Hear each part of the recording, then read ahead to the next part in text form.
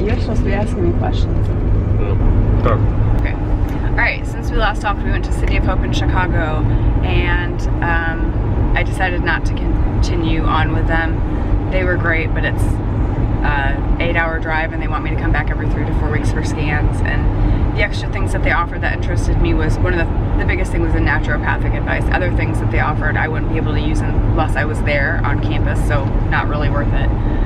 And the naturopaths there, while I'm sure they're great, they're still tied to the oncologists, and they don't have autonomy over what they do. So while I was at City of Hope, they did a CT scan and a bone scan, which showed negative, but they also wanted me to do a PET scan because there were some questions about a few spots. And they did another MRI, which showed that the tumors have continued to grow despite my best efforts to not. And so we're back at the University of Kansas at home. I'm on my 4th oncologist. The first oncologist that I met, didn't love him, right? Told you about him. The lady at is this the right way? Do you pause it? Yeah, this is the slow down.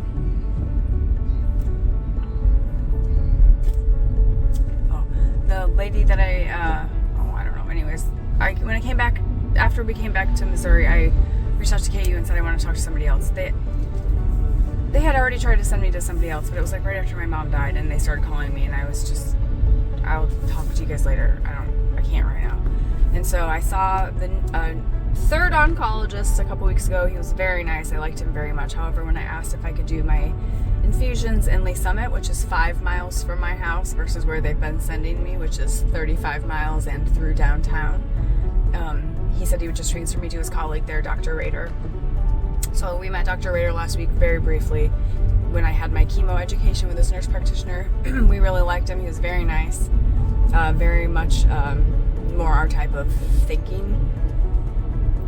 And so yeah, today I get my port. Thursday I start chemo. I will be doing weekly chemo for 3 months.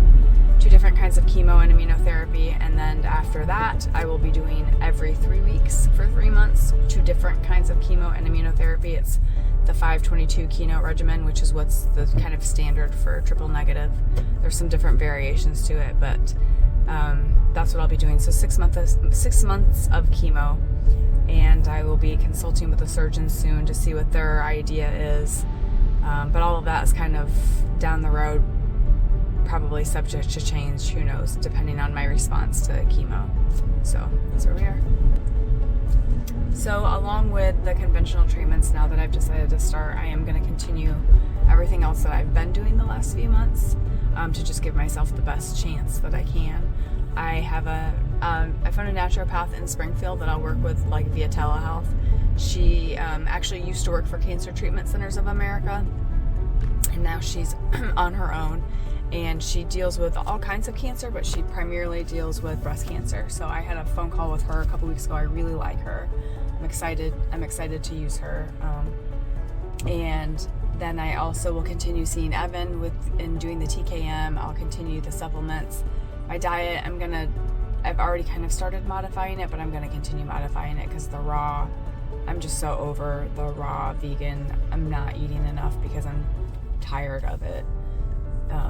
So that's going to get modified, and hopefully the naturopath can give me some advice on what's the best for me to be eating while I'm going through all of this. So continuing the supplements and things like that. But there again, like with her guidance, so my discovery call with her was really cool because she went into like, she'll be able to help me with things to do and not do to help my conventional treatment be more effective or better or less side effects and those kinds of things. So I have my first call with her on June 2nd or June 5th. So I'll start my chemo this Thursday, the 29th. And then next week I'll have an appointment with my naturopath and my first official appointment with Dr. Rader. And you decided you're not going to cold cap? Yeah, I'm not going to cold cap. I thought about that long and hard. I really wanted to. I really don't want to lose my hair. I really don't want to be bald.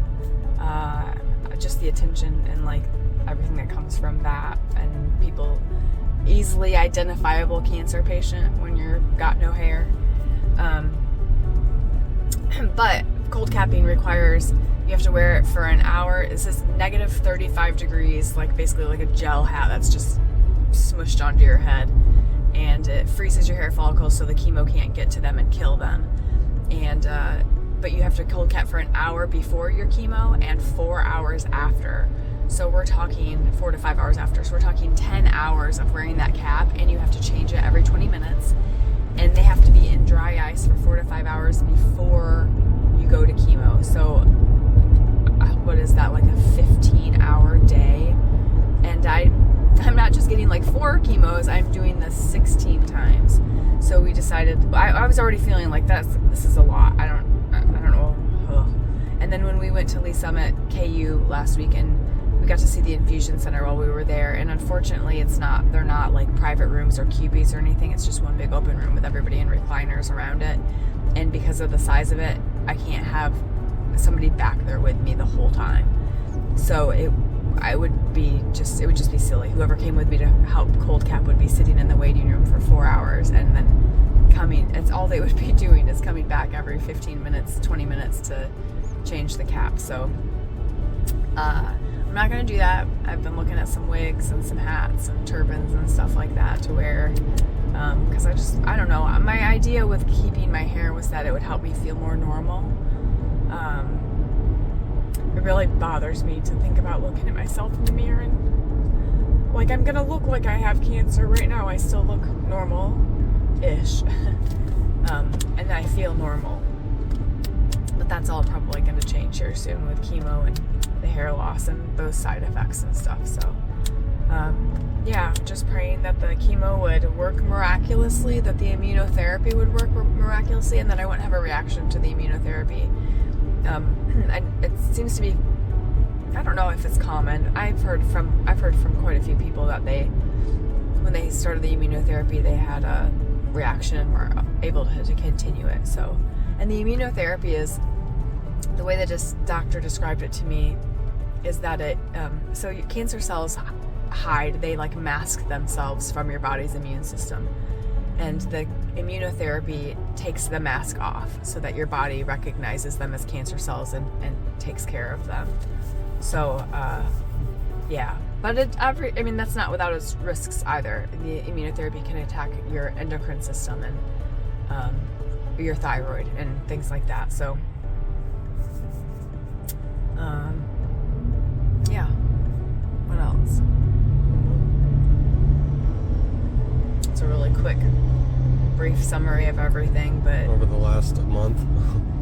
Yeah, it really hasn't been a whole lot, though. I mean, I think since we came back from Chicago, I've pretty much decided that I was going to pursue the conventional treatments. Unfortunately, I know I didn't want to, but my tumor, from the time I had the MRI the end of February until the time I had a MRI the end of April, so 2 months, my tumor grew 2 centimeters.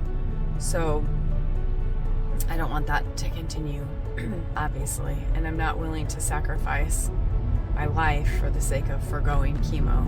I mean, I'll do whatever I have to do to stay alive, even if that means poisoning myself. And I've talked to a lot of women. I've had a lot of women reach out that have gone through this protocol and this type of cancer and are okay years later. So I'm holding on to those stories and not the negative ones.